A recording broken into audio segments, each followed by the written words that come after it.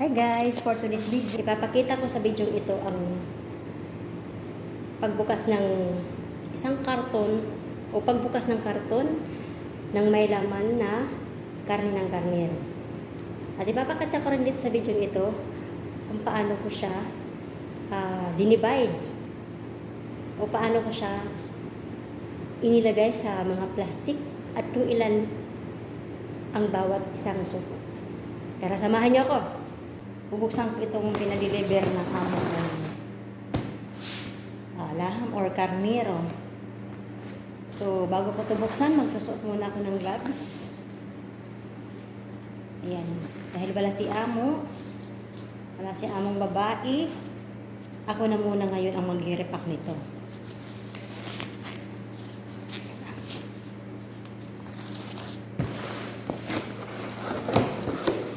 Tingnan natin dito sa ayan, nakaganyan siya. So, wait a minute.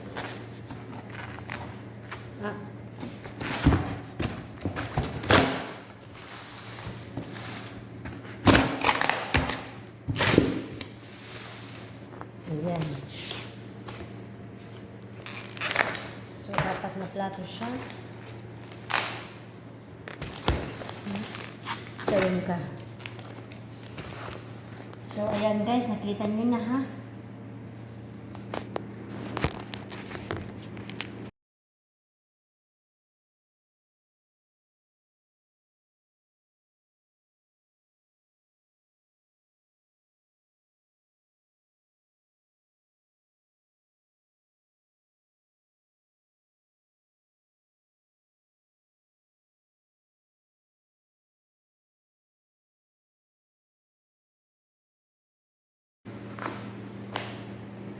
So, ngayon, bubuksan ko na siya.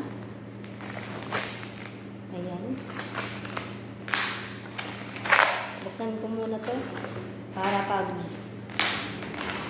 naglagay ako sa plastic bag ay mamimili ako kung saan yung malaman at hindi malaman. Paghahaluin ko. So, yun. Nasa na akong mga mahiwagang plastic. Ito na. Ready na.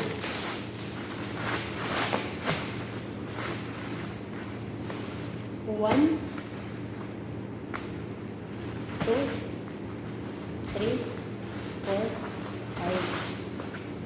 6, 7, 8,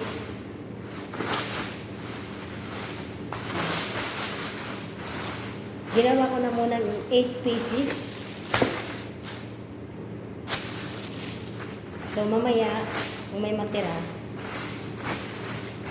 tingnan natin. 1,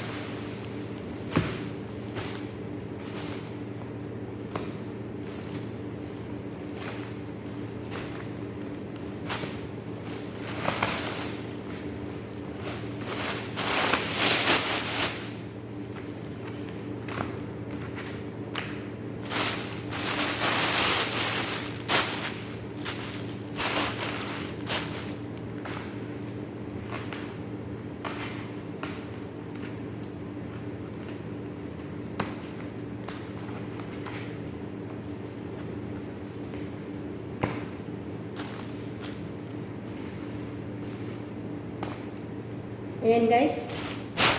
Bali 5 plastic na tagwa 8 piraso. Ngayon may natira pa dito. Magdadagdag ako. Bada ilan ba natira nito? 1, 2, 3, 4, 5. Bali 11 pieces ang natira. So ngayon dadagdagan ko itong plastic ng tagdadalawang piraso. Bali 10 pieces lahat.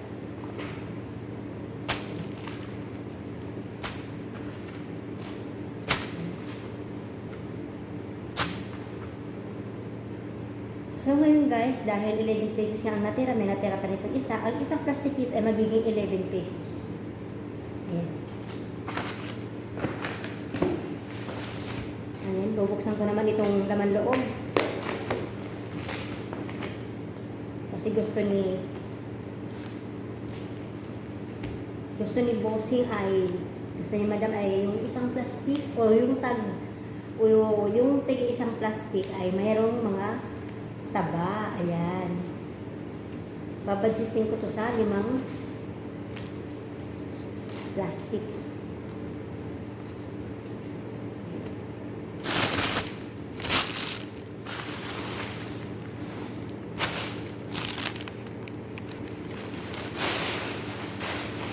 So ito namang lamang loob, yung atay tsaka yung ulo. Ilalagay ko na siya sa isang plastic together. Ay hindi, ibahin ko itong ate, baka madurog, mabuto kasi yung ulo. Sandali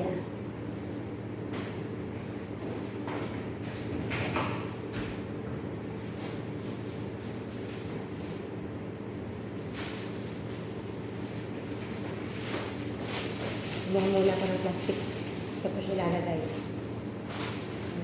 Atay at saka yung kidney.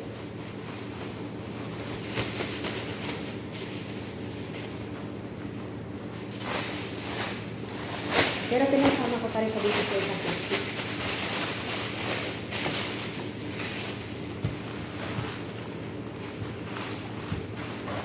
Ito na.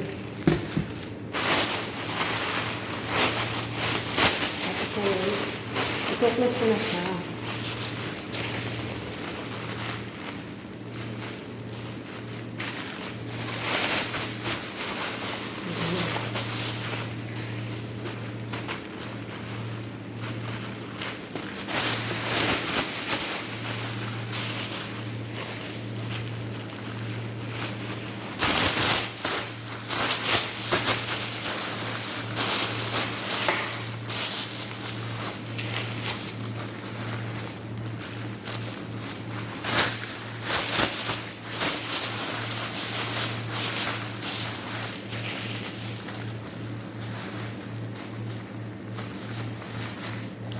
Ayan guys, may mga palatandaan ako dito.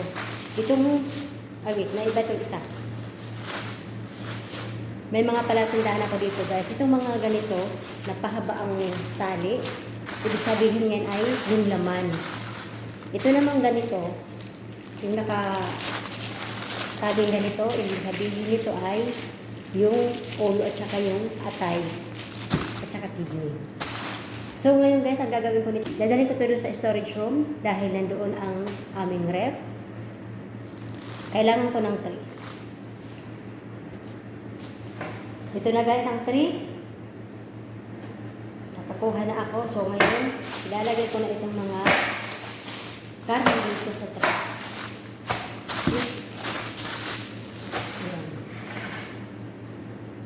Dadalhin ko ito sa storage.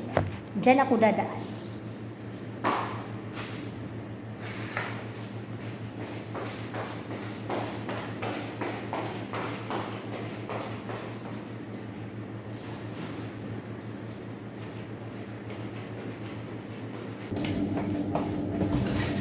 Ayan guys, nandito na ako. Andito na ako sa paglalagyan ng ref. Ito, tinatong ko muna siya dito. Pero ilipat ko rin. Kasi hindi ko siya mabubusan dito. Tapos muna siya ilagay.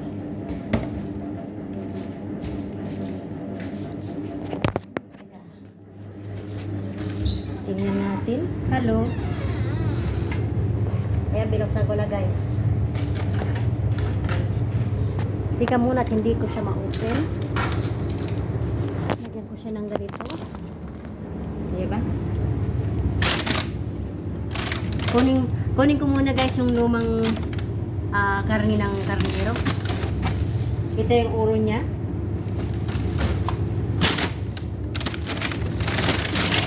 Ito naman yung natitirang nag-iisang balot na laman.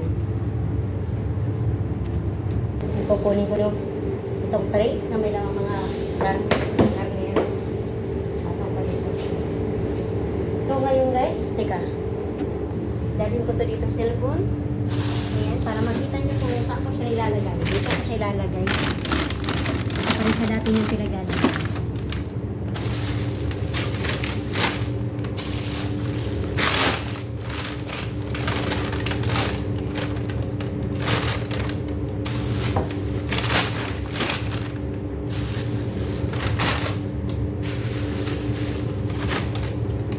Ayan, tapos na guys. At syempre, babalik ko rin itong lumang karne ng karnero. Ilalagay ko rin dito sa ibabaw ng mga bago. Para pag nagluto ako, yan ang uunahin ko. Pati itong oil.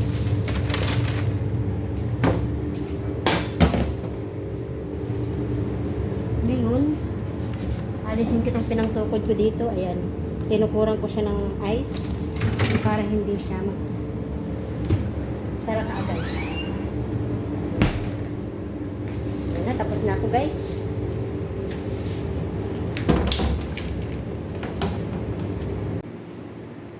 So ayun na nga guys, tapos na akong mag-repack. Mag-repack talaga ha. Tapos na akong mag-divide or ano ba tawag, ang tamang tawag dyan. Kayo nang bahala humusga. See you sa susunod kong video guys. Kung hindi pa kayo naka-like and subscribe sa aking YouTube channel, please like and subscribe para updated kayo sa mga bago kong uploads. See you sa susunod kong vlog.